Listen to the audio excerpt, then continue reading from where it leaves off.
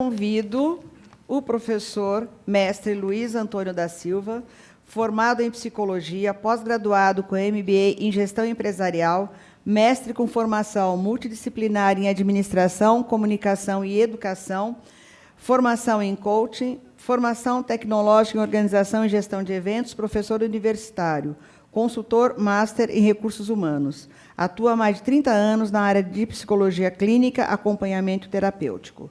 Para iniciar com o tema suicida passivo.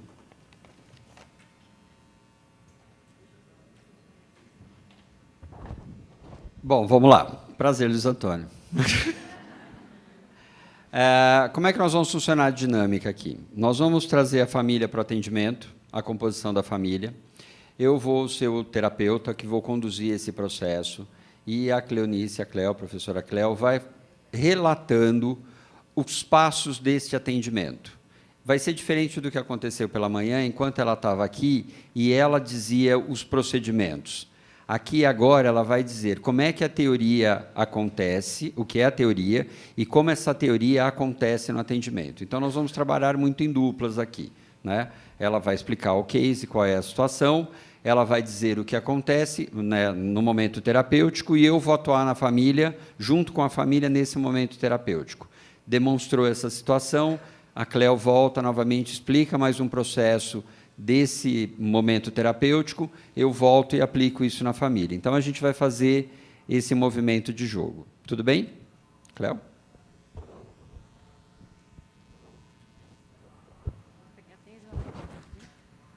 Sim.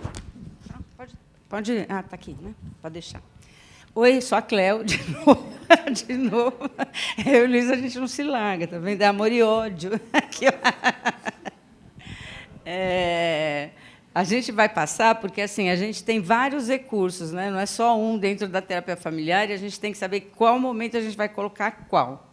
E aí, hoje, como o tema é meio complicado, a gente também vai trazer a família no meio do atendimento. A gente já fez o início do atendimento, então, mais ou menos, essa família é o quarto, quinto atendimento que ela está passando. Então, ela já conhece um pouco, porque, às vezes, quando a primeira entrevista, né, da família, a gente não faz muita intervenção, não, senão a gente assusta, a família não volta, não adianta, né? Então, assim, a gente faz o vínculo, né? Faz ela ter a segurança que a gente vai caminhar junto para um resultado positivo, mas a gente não intervém assim de forma, olha, deixa eu ver sua criança, então assim muda, vamos fazer a comunicação, porque é melhor assim a gente, né, falar como no procedimento para a família acreditar e depois confiar que a gente vai estar fazendo uma coisa boa para elas.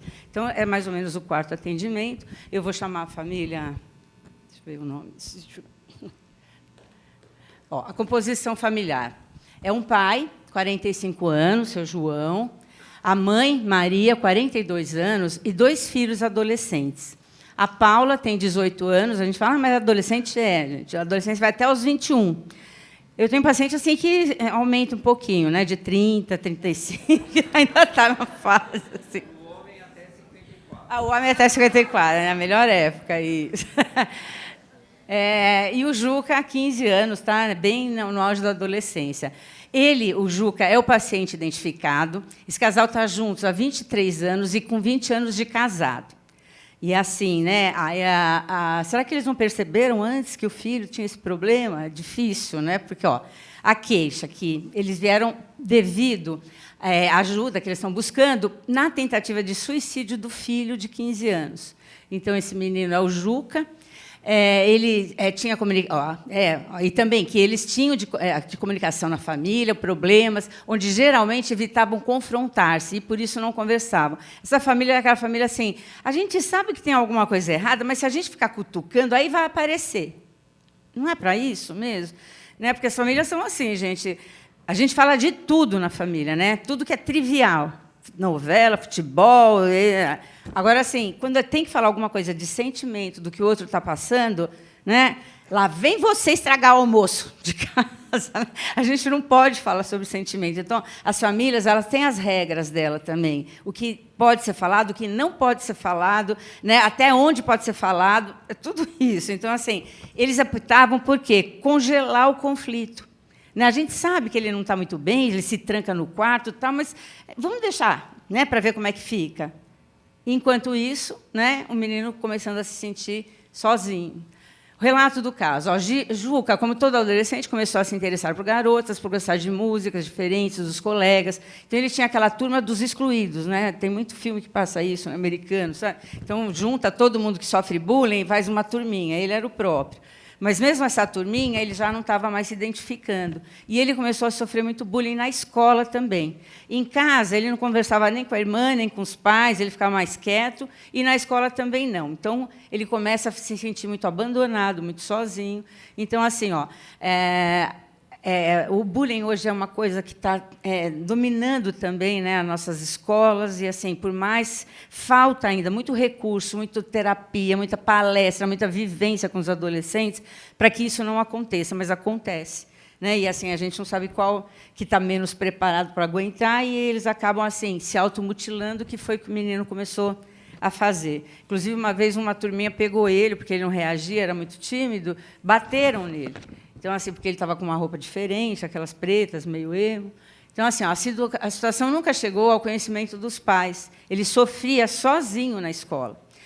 O que nós falamos assim, os pais têm que ter muita intimidade com os filhos, porque, se não tiver intimidade com os filhos, não vão ter aquela iniciativa de chegar e falar que está passando por algum problema. Eles vão segurar. Então, assim, os pais têm que se colocar à vontade. A melhor maneira é quando os pais começam a conversar com eles na idade deles. Então, sabe, falar para os pais que têm crianças de 15 anos, adolescentes, fala quando você era, né, um adolescente de 15 anos, que você não sempre foi esse herói que ele acha, né, que a gente também paga amigo.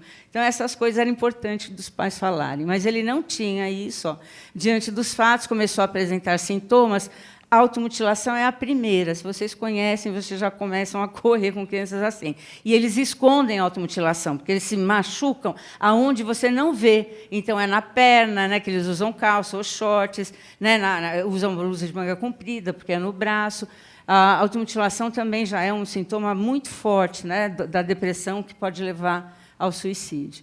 Então, assim, ó, sintomas como a eliminação de sintomas de tristeza, ansiedade, ele começou a tomar o remédio roubado do pai. Então, o pai tomava remédio para estresse, essas coisas, ele começou a pegar o remédio e tomar, e acho que ele começou a se sentir melhor, né? Então, assim, se eu tomar o remédio e for bom, quanto mais eu tomar, melhor vai ser. Tá?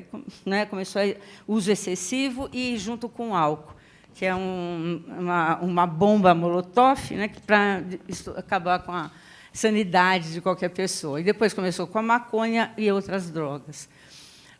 O uso contínuo potencializou seu estado depressivo, começaram as tentativas de suicídio, que não foi a primeira, principalmente pelo uso de uma alta quantidade de remédio, como o professor Luiz falou. Né? Então, assim, só em beber e tomar remédio junto já é um possível suicida, né? Porque está se querendo morrer, né? Porque, sabe, hoje, do jeito que a gente tem as informações, né, e principalmente nessa idade, 15 anos, sabe tudo, né? Porque entra na internet, faz naquela internet proibida e não sei o quê. Né? Então, eles têm até grupos para falar o que é mais prejudicial para eles poderem tomar. Então, assim, o uso potencializou, principalmente pelo remédio e álcool em excesso. E, nisso, acarretou várias hospitalizações. Em termos de dinâmica familiar que eles vão trazer. Então, assim, os pais de Juca não tinham, por hábito, ganhar a rotina dos filhos. A gente está vivendo uns pais, dessa nossa geração, né, dessa geração, principalmente de quem é mais jovem, onde os pais eram rígidos, e aí a pessoa fala assim, então eu vou ser super flexível com meus filhos, eu vou de um extremo ao outro, que dá no mesmo resultado, os filhos adoecem do mesmo jeito, porque assim, a gente tem que ter um equilíbrio, a gente precisa tirar tudo que nossos pais nos ensinaram, né? A gente tem que ficar com alguns princípios, e o que não servir mais a gente exclui, mas excluir tudo e fazer tudo diferente dá no mesmo. Tem uma terapeuta de família americana que ela falava assim, uma assistente social também, a Julie Foster, ela falava assim, quando minha menina nasceu, eu falei, vou fazer tudo diferente do que minha mãe fez comigo. Onde minha mãe foi forte, firme, rígida, eu vou ser flexível. Onde minha mãe foi flexível, eu vou ser rígida. Eu vou fazer tudo diferente. Hoje, ela fala, meu trabalho já está pronto. Minha filha tem 17 anos, ela é a cópia da minha mãe. A cópia. Então, assim, né, a mãe era autoritária, ela criou uma filha autoritária, para ser autoritária com ela. Ela falou, ninguém merece isso. Então, assim, a gente tem que ver o que, né, a gente exclui ou não. Então, acontece isso. Os pais deixavam eles muito à vontade. Né? E, assim, naquela coisa de, assim, deixa eles, que eles estão estudando, está passando de ano, está ótimo. Não preciso ficar muito no pé. Quando ele pede para sair, eu deixo sair. Só que isso pode dar um sentimento no adolescente, que ele precisa de autoafirmação o tempo todo, de reconhecimento, aquele sentimento de não pertencimento. Quando você tem esse sentimento de não pertencimento, é um dos piores que pode ter, porque você não se encaixa em canto nenhum. Você não se encaixa nem na escola, nem na família, nem nos grupos, né, da mesma idade. Então, assim, a criança vai se sentindo um ET. Né? Então, assim, para que eu estou aqui? Foi exatamente o que aconteceu com o Juca. Juca, João Carlos, né, que é o nome também Júnior, João Carlos Júnior, não tinha regras na casa deles, devido a ter vindo de uma família rígida, não haviam percebido o que estava acontecendo com o filho. A irmã, de 18 anos, já estava na faculdade de Educação Física, era a filha que dava muito orgulho para os pais, tinha um namorado e passava a maior parte do tempo na casa dele, inclusive dormia lá nos fins de semana. Não tinha tempo para o seu irmão caçula. Ela achava que ela dava, né, atenção para o irmão, mas não dava, porque ela, além de os pais compararem o tempo todo o menino com ela, porque ela deu certo, ele não. E a gente fala assim, quando na casa, né, tem muitos filhos, assim, sempre vai ter um certinho ou erradinho. Porque, assim, se a gente não lida, né, com as diferenças dos nossos filhos, o que acontece? Eles vão buscar fora a diferença. Então, ele vendo a irmã, né, certinho, ele só podia ser o erradinho. Então, assim, isso faz com que as crianças adoeçam também, a comparação. Cada um é um mundo, cada um tem as suas próprias potencialidades, habilidades, talento. Então, assim, por que não confirmar eles onde eles são bons e não comparar, né, a capacidade de um com a capacidade do outro? O outro sempre vai se sentir aquela coisa preterido. Então, assim, foi o que ele se sentia, né? Só a irmã que deu certo e ele não. Então, assim, as primeiras tentativas de suicídio não foram levadas muito a sério para a família. Eu sempre falo assim, se a criança ou adolescente, 12, 15 anos, fala, eu tomei 10 comprimidos de aspirina, os pais falam, mas só para chamar atenção. Pode ser, mas pode ser também a primeira das outras que vai tentar. Né? Então, é só o começo. Então, já tem que correr. Né? Então, assim, se tomou com a intenção de achando que ia morrer, é porque assim é sério. Então, tem que buscar ajuda. Não é só para chamar atenção. É muito mais que isso. Então, por trás desse adolescente tem, né, alguma coisa errada e ele vai. É questão de tempo para ele tentar novamente. Então, foi isso que aconteceu. Ele tomava remédio, passava mal, levava no hospital, fazia aquela, né, limpeza, né, e ele ficava bom. Oi? Lavagem, né, estomacal e tal. Então, encontrou um ambiente perfeito para concretizar o seu desejo. O que aconteceu? Uma vez ele foi, né, consumir álcool e drogas, porque os pais tinham viajado, né, em uma das viagens para o sítio, os pais foram, os avós foram, ele achou um lugarzinho lá e ingeriu, né, aquela coisa da overdose que teve. Ele sofreu uma overdose, só a irmã viu. Como a irmã viu, assim que ele caiu, ele começou a se debater, ela foi lá e levaram para o hospital. Ficava perto do sítio, deu tempo de reverter o quadro. Para a família, o que aconteceu foi um surto que o filho teve. Não foi tentativa, era um surto, né? Então, da droga, exagerou e não queria. Coisas de adolescente. E que, dessa vez, iriam se cuidar mais, pois conseguiu ser salvo, graças a Deus, pela irmã perfeita. Ele, ainda assim, ainda sai como heroína. Para ele, né, acabou ficando pior um pouquinho, porque ainda a irmã acabou o salvando. Né? Então, eu falo, depois desse incidente, Juca ficou se sentindo ainda mais sozinho, ficou cada vez mais depressivo, não queria sair do quarto, aos poucos, não tomava banho. É uma coisa bem comum, né? Adolescente já não quer tomar banho, já começa a sair, já tudo cascão. Ainda quando está depressivo, aí não quer levantar da cama para nada mesmo. Né? E quando não se trancam no quarto. Eu acho que, assim, quando está mudando de comportamento, já tem que tirar a chave da porta do quarto de um adolescente para, né, qualquer emergência, já saber, né, para poder socorrer. Depois de um tempo começou a melhorar, porque ele começou a melhorar e começou a tomar remédios, a levantar cedo, e só pediu que, por enquanto, não queria voltar à escola. Depois de um mês, em plena recuperação, ficou um fim de semana sozinho em casa e tentou novamente, dessa vez, por enforcamento. né? Então, aí pegaram também, ele conseguiu escapar. Então, ele estava fazendo diversas tentativas até tentar. Geralmente, pessoas que têm potencial suicida não podem ficar sozinhos de jeito nenhum, porque, assim, elas vão se colocar, eu estou bem, estou ótima, só para afastar as pessoas do lado, para poder fazer, né, ter êxito, né, no que ela está tentando fazer. O encontro agora que a gente vai trazer com um profissional, depois dessa última tentativa, né, em função do ocorrido, o médico passou as medicações e pediu para a família ir para a terapia junto com o adolescente, porque a família não estava conseguindo enxergar direito a realidade que estava e o perigo, às vezes, também, né, que a família, às vezes, não consegue enxergar. O encontro com o profissional se dá em meio ao sentimento de culpa dos pais, porque podiam ter feito alguma coisa e não fizeram, acreditando que ele fez o primeiro para chamar atenção, as outras também, e depois começou a levar a sério essa ideia.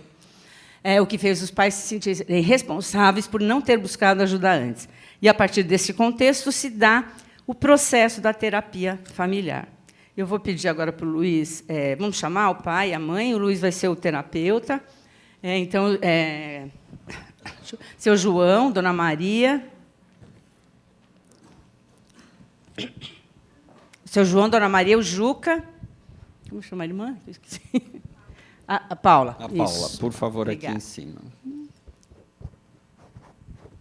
Oi, bem? Bom. Tudo bem com vocês?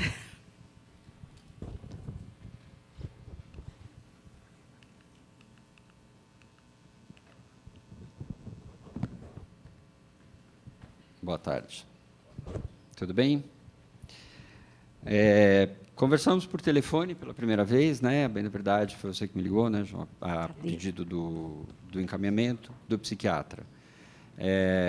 Eu vou fazer o trabalho com vocês, de família, né? E eu gostaria de saber, efetivamente, o que trouxe, de fato, vocês para essa terapia e o que houve para que esse encaminhamento chegasse até vocês. Bem, nós tivemos o psiquiatra e ele encaminhou porque o Juca, né, tem tido algumas tentativas de suicídio e isso começou a nos preocupar muito, né? Então, por isso a gente está aqui, até por recomendação dele também. Foi a primeira vez? Como é que isso se deu? Como é que vocês tiveram conhecimento dessa tentativa? Não foi a primeira vez. Depois você me devolve.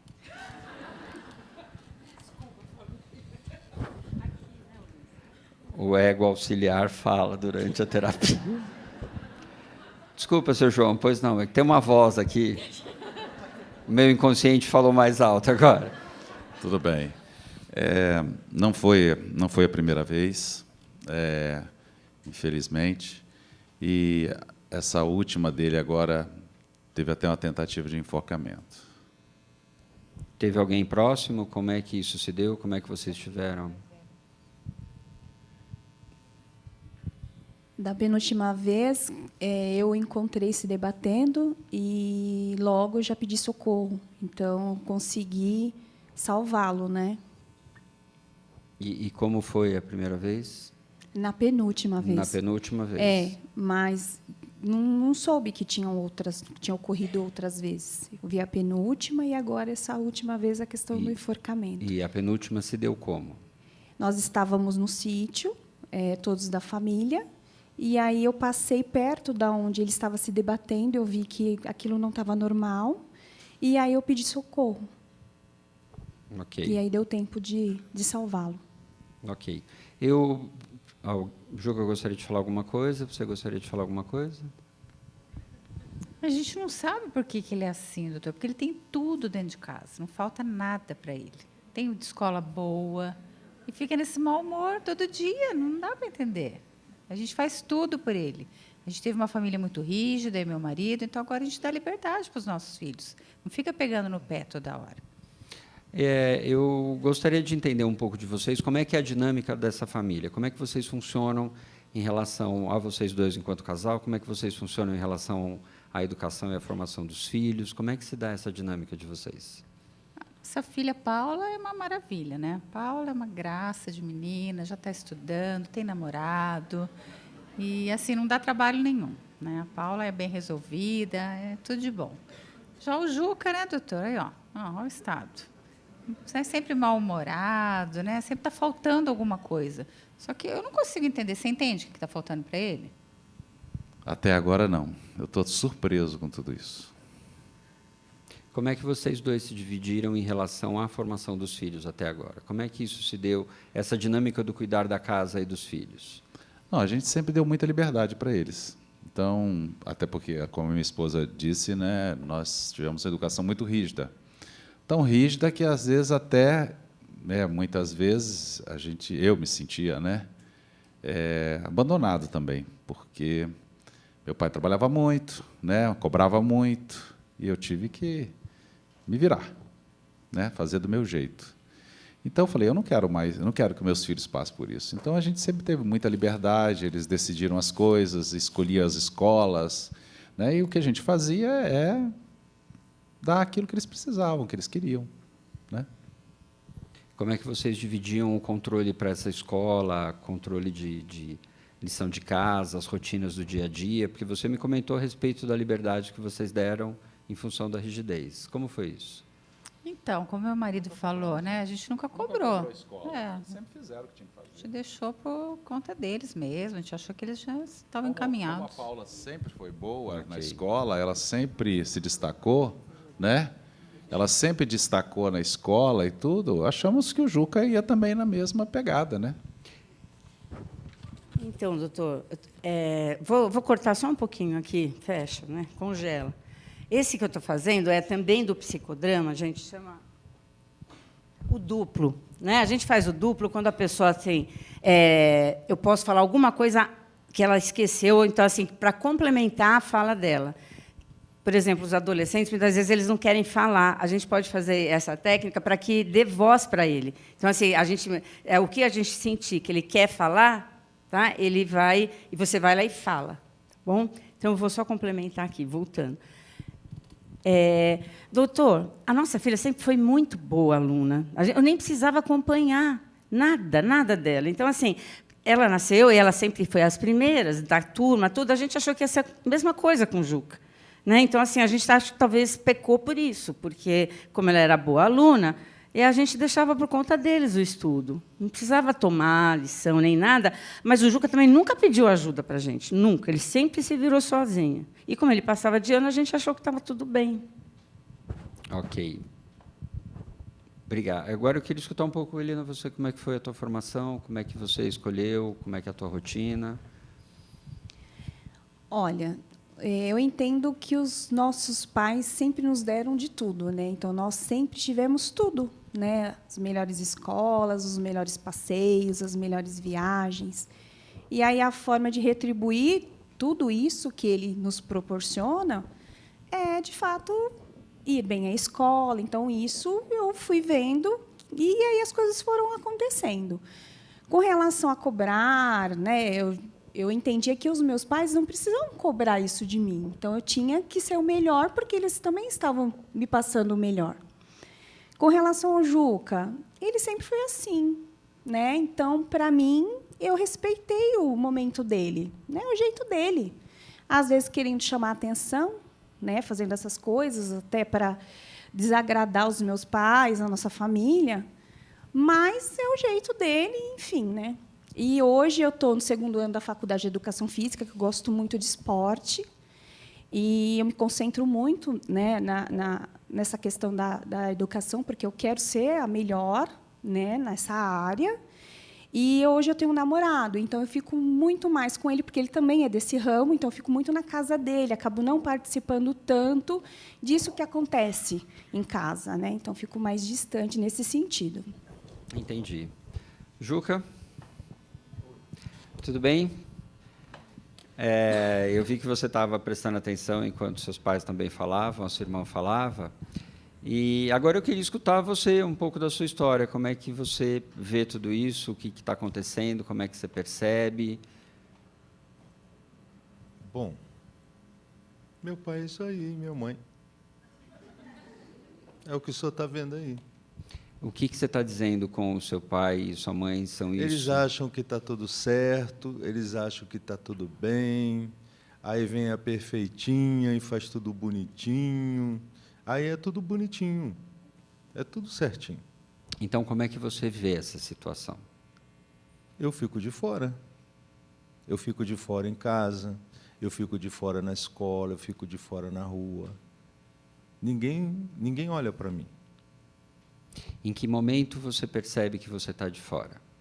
Todos. Todos. Todos. Como é que é a sua rotina para você perceber que você está de fora?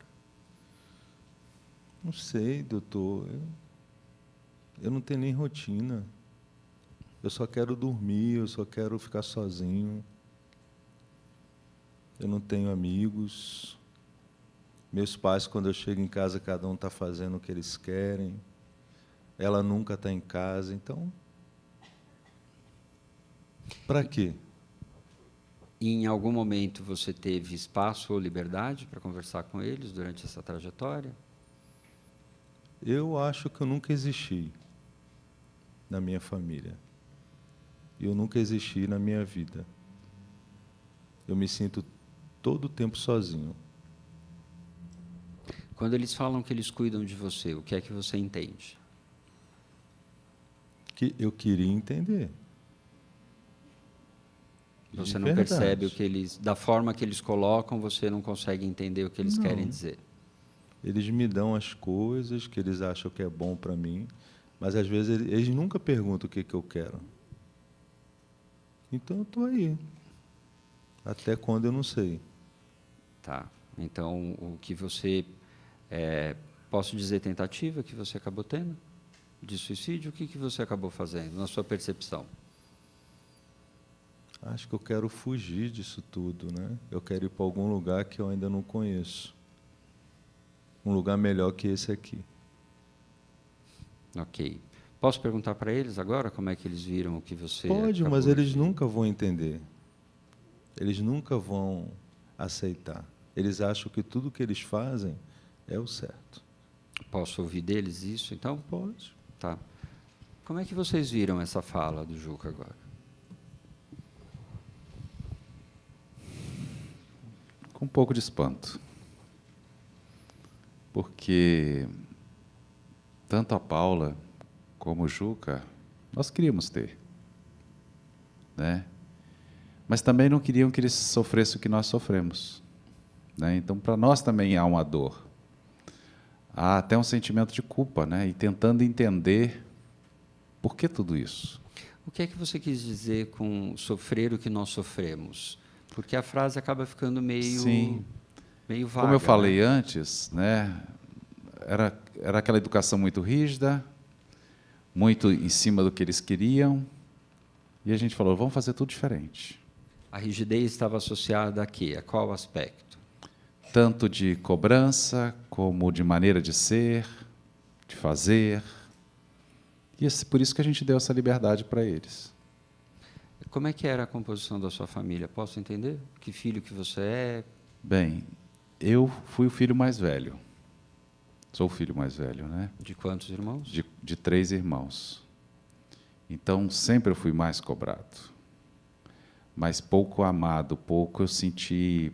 Não ouvi a palavra de afirmação, não ouvi abraço. Né? Então, eu tinha que ser sozinho. Eu tinha que me virar e dar conta.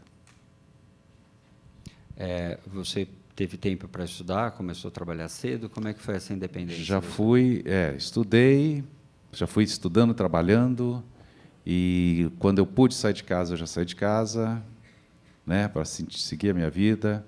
Aí conheci a Maria mais para frente, a gente resolveu casar, e começamos esse casamento. Logo depois veio a Paula, né, e depois de 3 anos veio o Juca. Ok. Como é que é a sua história? Posso ouvir? Como é que você ouviu isso, inclusive, que o Juca comentou? Também fiquei muito surpresa. Né? Assim como a gente criou a Paula de uma maneira mais tranquila, né? Mais assim, apesar de estar sempre por perto, mas não tão sufocando. Né? E fizemos a mesma coisa com o Juca, achando que com ele também iria funcionar. Porque a Paula, né, se deu tão bem, já está estudando e tudo mais. Então, realmente foi uma surpresa com ele. Pelo visto, não está dando certo com ele, né? Infelizmente, só que a gente não está atento a isso. A gente não estava vendo isso até então. E como é que é a tua história? Como é que é a sua composição de família? Como é que você vê nessa trajetória? Então, é uma família muito rígida, é uma família assim com muitas imposições de horário, de obediência aos pais, né? Uma coisa assim, tomar benção do pai, da mãe, aquela coisa bem forte mesmo. Então, com os filhos, a gente quis ser um pouco mais, deixar eles mais soltos um pouco nesse sentido. Você tem mais irmãos? Tenho mais um irmão. Você é a mais velha ou a caçula? Eu sou a caçula. Você é a caçula. Isso. Deixa eu fazer uma pergunta agora para o casal, por favor. Quando vocês imaginaram ter a primeira filha, o que vocês idealizaram para esse primeiro filho? No meu caso, né, eu queria que ela fosse totalmente diferente de mim. Assim como eu fui muito presa, eu queria que ela tivesse a liberdade dela, as decisões dela, que ela pudesse ser uma mulher forte, né? Mas no sentido de ser mais solta um pouco, não tão presa. A gente estava naquela expectativa, né? E não sabia que seria uma menina ou seria um menino. E para mim foi um momento de muita felicidade, porque era uma menina e talvez, não sei, talvez sendo uma menina poderia ter uma história diferente da minha, não sei se foi isso, mas eu fiquei muito feliz. E o que você quer dizer com história diferente da sua? É porque talvez ela não passaria o que o meu menino passou, o que a minha criança passou. E talvez poderia ser uma menina, né, com uma outra história, e que é o que a gente queria. O que você quer dizer com a sua criança é que na infância você passou pelo que... Porque eu era muito cobrado, eu era muito exigido, eu era muito, né, tinha que assumir posições ou até cuidar dos meus irmãos, né, porque meu pai não tinha tempo, né, e a minha mãe também tinha que trabalhar e sobrava para mim. E para o nascimento do Juca, foi planejado? Não? Como aconteceu isso? Na verdade, assim, planejado não foi, né, Maria? A gente, de certa forma, não estava esperando tão cedo. A gente queria dar mais um tempo. Mas, quando soubemos, ficamos felizes também. E tivemos, claro, que trabalhar isso na nossa cabeça, reorganizar a nossa vida, né? Estávamos ainda curtindo a Paulinha, né? Ok.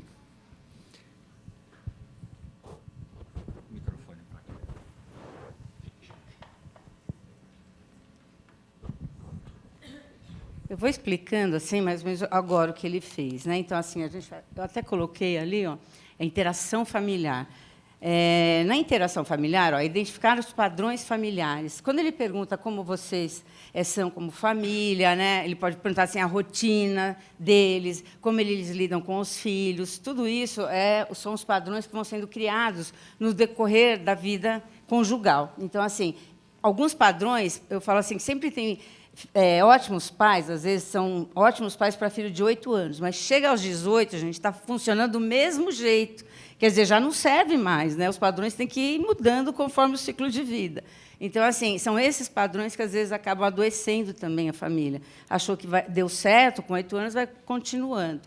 Tá? Então, assim, família de origem, como o Luiz perguntou, né? A família de origem de um, de outro, porque também tem muito a ver com a história do casal, como eles vão criar os filhos. Então, ou eu posso fazer igual, ou eu posso fazer o oposto. Do mesmo jeito, adoece. Teria que ter um equilíbrio. Tem muitas mães também que falam assim, olha, eu trato todos os meus filhos iguais. Gente, não tem um filho que quer ser tratado igual ao irmão. Tem? Não existe. Eu quero ser diferente da minha irmã, não igual. Então, tem que tratar cada filho de uma forma diferente. Né? Olhar para aquele filho como diferente, né? Num olhar sistêmico, diferente da irmã. Né? Então, a irmã é mais velha, por isso que ela sai melhor, você tem as suas competências, não fica se ligando nela. Só que, às vezes, é isso, né? É um aprendizado também lá de trás. Né? Trate todos os seus filhos iguais. Não tenho preferência por nenhum. Se perguntar para esse casal, eles vão falar isso. Não, nenhuma preferência. Né? Tá, fica escancarado que é. Então, essa interação familiar. As fronteiras intrafamiliares que estão dentro da família. As fronteiras interfamiliares, as que estão fora. Fronteiras são os limites. Né? Geralmente, assim, eu sempre coloco como se fosse um portão da casa. Né? Então, assim, o portão nos separa do outro, né? Do vizinho. Então, na minha casa, não sei se vocês já ouviram isso, eu ouvia muito. Aqui é desse jeito, na casa do vizinho, eu quero nem saber. Mãe, mas todo mundo vai, você não é todo mundo. Aqui funciona.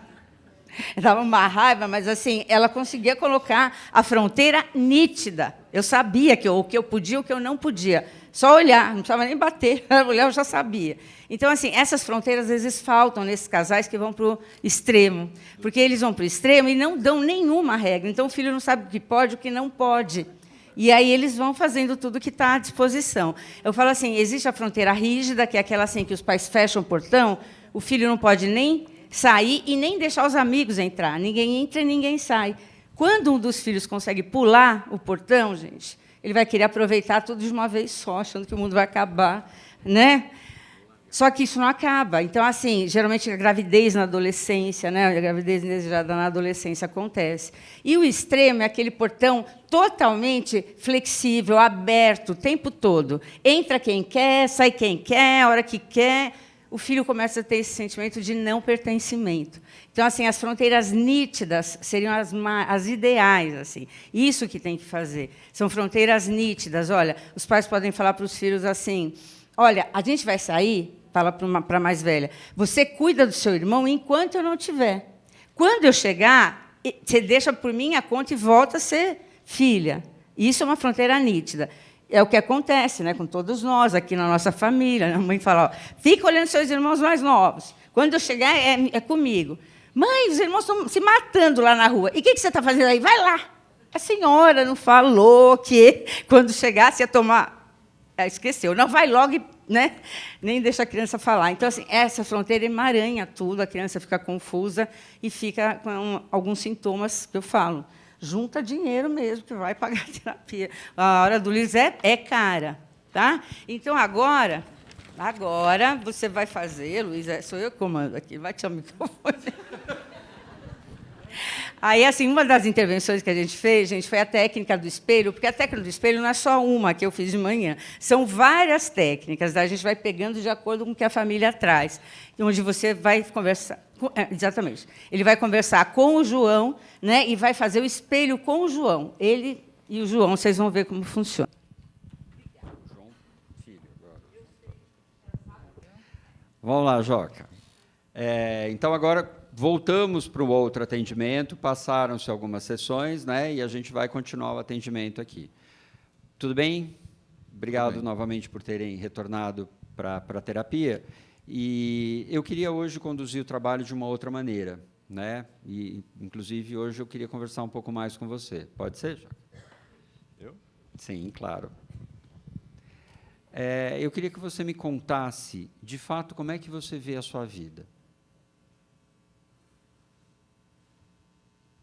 Como é que eu vejo? Como eu vejo?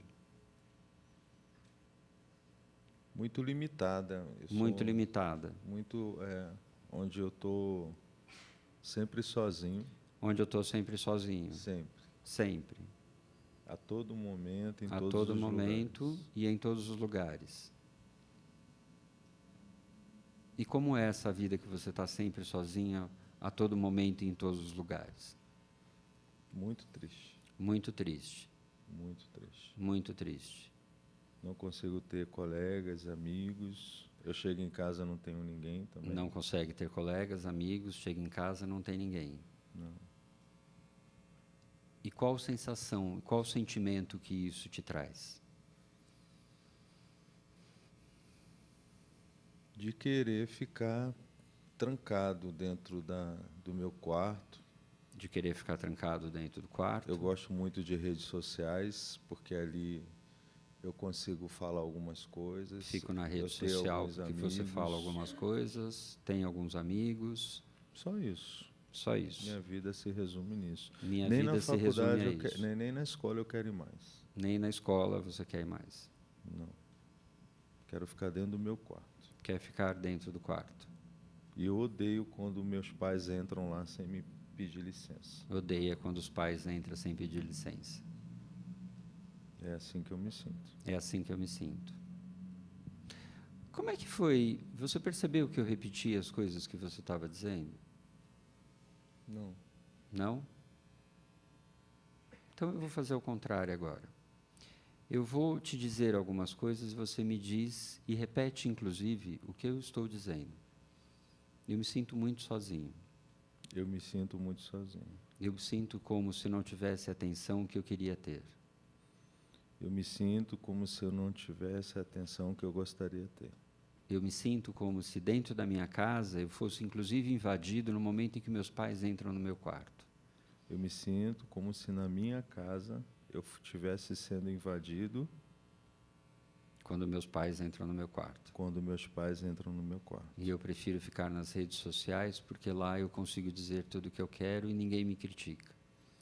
Eu prefiro ficar nas redes sociais porque eu lá ninguém me critica. Você conseguiu me ouvir? Consegui. Quem é essa pessoa que conversou com você agora? Você. E o que essa pessoa está te dizendo? O que eu disse? E o que você me disse? Está confuso. Como é que você viu essa pessoa? Como se fosse eu. E esse eu está dizendo o que exatamente?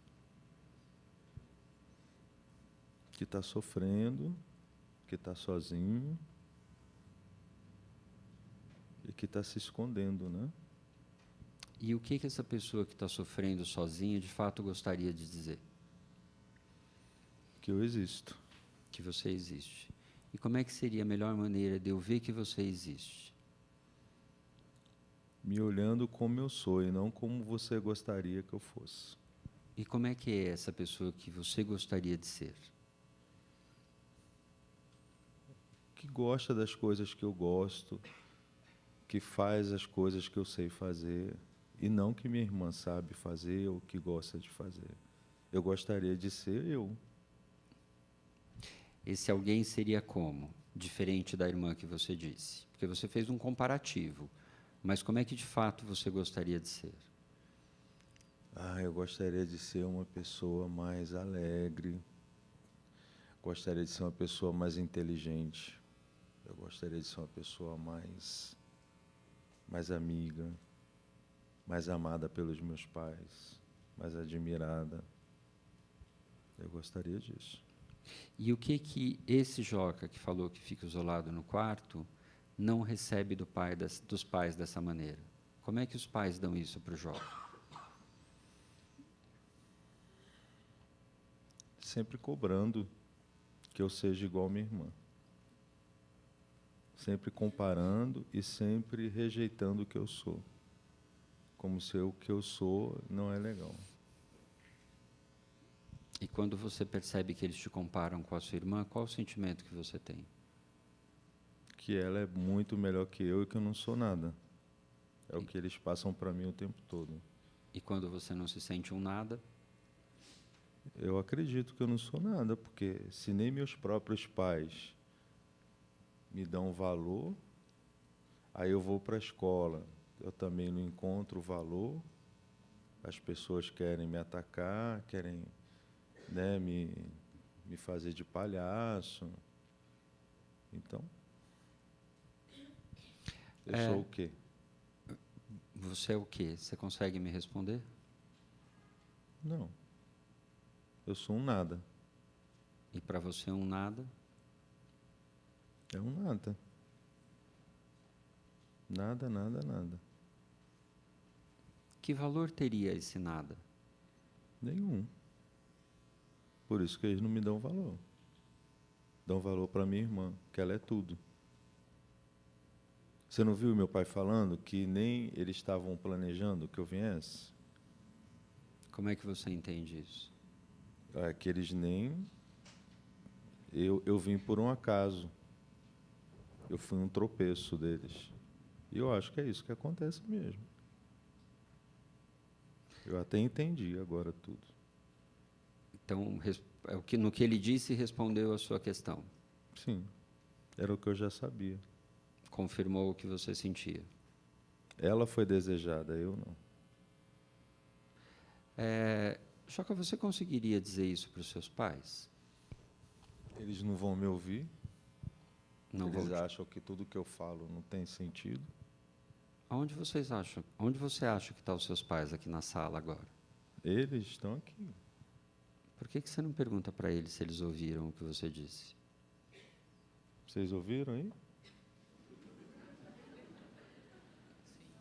Ouviram. Mas chega lá em casa, eles fazem tudo de novo. Não adianta, não adianta. Eles aqui são uma coisa, mas lá em casa eles são outra. Fica com cara de bonzinho assim.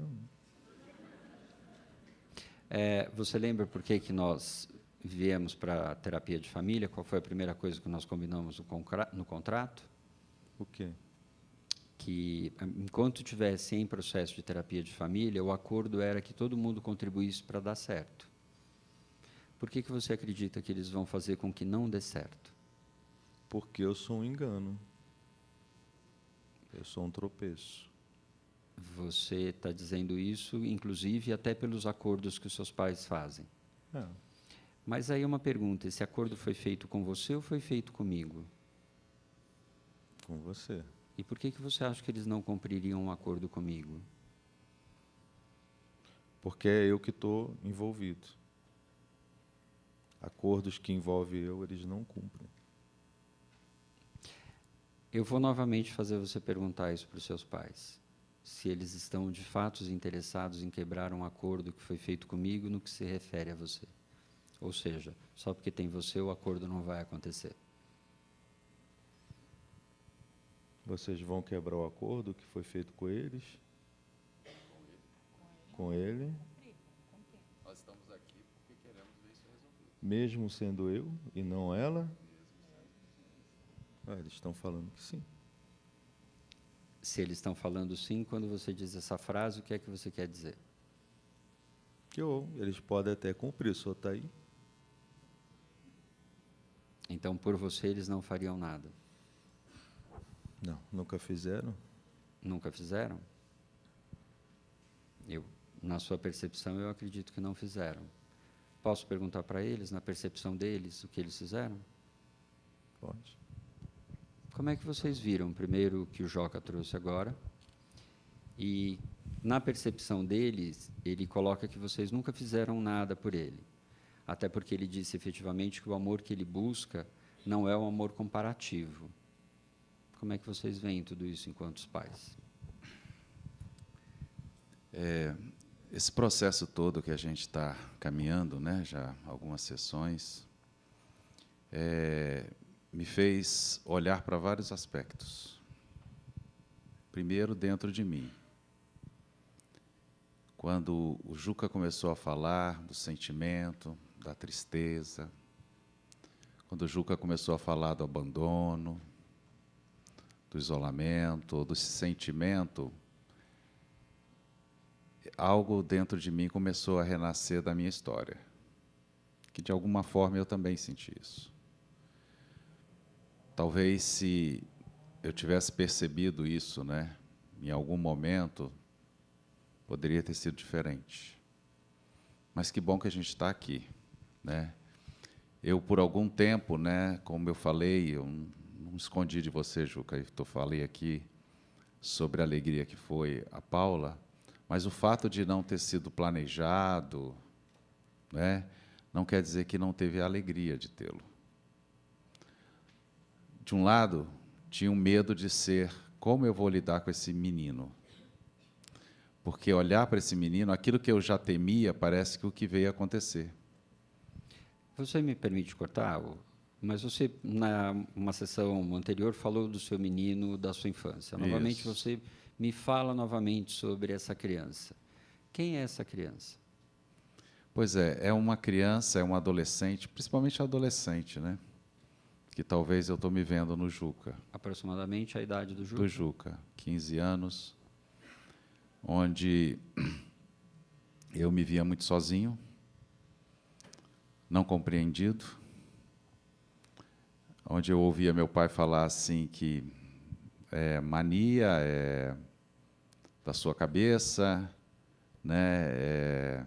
Deixa de bobeira, besteira, para de pensar isso, tem que trabalhar, tem que resolver, esse negócio de ser muito sensível é besteira.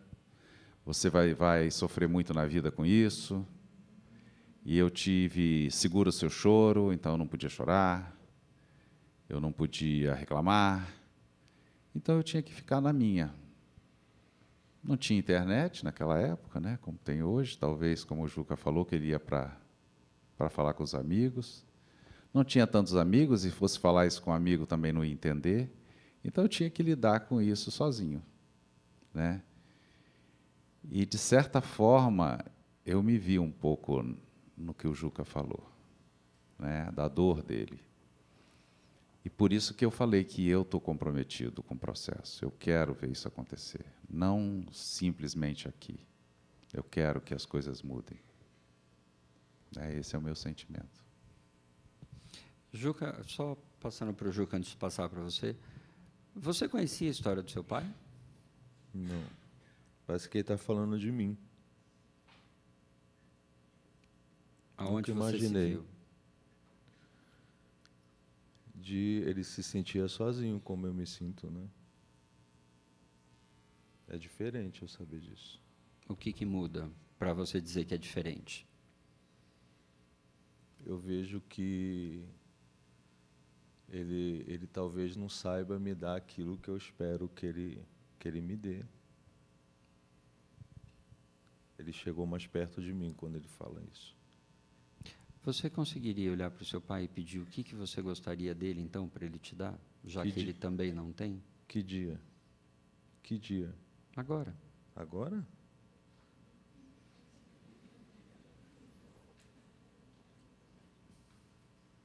Não sei, doutor. Não sabe? Não. Então, se eu perguntar para o seu pai o que ele pode te dar depois de ter contado a história, talvez fique mais fácil? Acho que sim.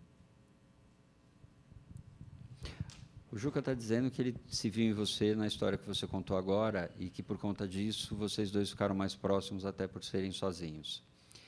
E que ele não sabe o que ele pediria para ter você como pai próximo. O que então você gostaria de dar para o seu filho para estar mais próximo dele? Juca, como eu lhe disse, eu não sabia lidar. Eu acho que esse medo meu de talvez ser pai de um menino, de não saber como ser esse pai, pelas minhas dores, pela minha própria solidão, pelo meu sentimento de abandono, acabou gerando isso em você. E a única coisa que eu acho que a gente pode começar a construir é um chegar perto. É um sonhar junto, é um construir junto, é programar algo, talvez eu começar a te conhecer mais, saber os seus sonhos, saber o que você projeta para a vida, o que você está esperando de mim, o que nós podemos fazer juntos, né? Talvez ser mais próximo, chegar mais próximo. Eu acho que o meu medo de aproximar, o meu medo de cuidar de um menino, gerou um distanciamento, gerou um isolamento. E eu sempre achei que, não, isso vai passar. Não, ele vai resolver sozinho. Como talvez eu tentei resolver sozinho, né? E agora chegou o momento que eu estou vendo a minha dor na tua vida. Isso me dói muito, porque é uma parte de mim que está sofrendo. E eu queria dizer para você que eu consigo ver isso melhor hoje. Se você me perguntar se eu tenho uma fórmula, se eu tenho um jeito, eu vou falar para você, eu não tenho, mas eu queria construir isso com você. Como é que foi ouvir isso, Juca?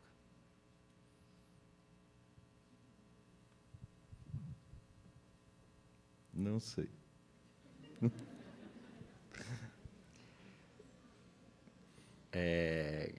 Ele conseguiu, talvez, dizer muito do que você queria dizer? Mais. Mais. Mais. Quando você diz mais, qual é o sentimento que você tem quando vem esse mais? Que eu nunca vi meu pai tão frágil, igual hoje. E essa fragilidade para você? Me assusta. Por qual razão? Que eu nunca imaginei isso.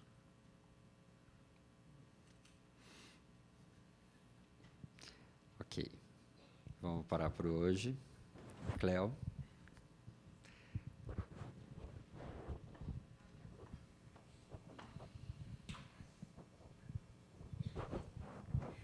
Oi, pessoal.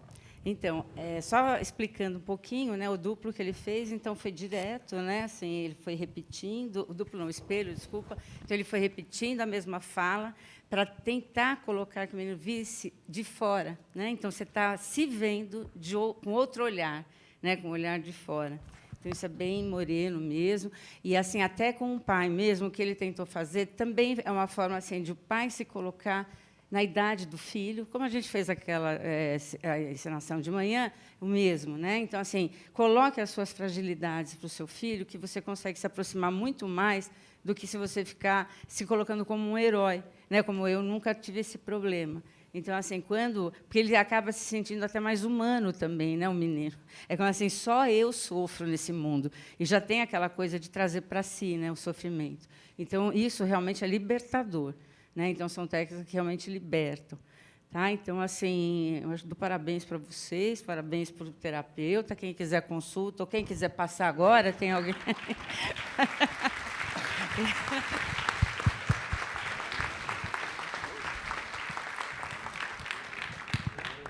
Obrigada, pessoal.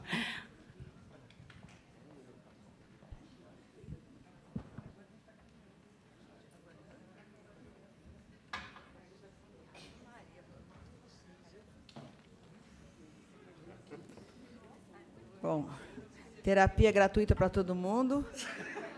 Depois dessa, ufa, terapia coletiva. Nossa, não precisava ser tão realista, gente. Não é? Vocês concordam? Né? Foi nó na garganta, mas vamos lá. Não, isso aqui é cisco. Foi só cisco. Passou uma ventania aqui, deu cisco em todo mundo no olho. Eu vou pro suicídio.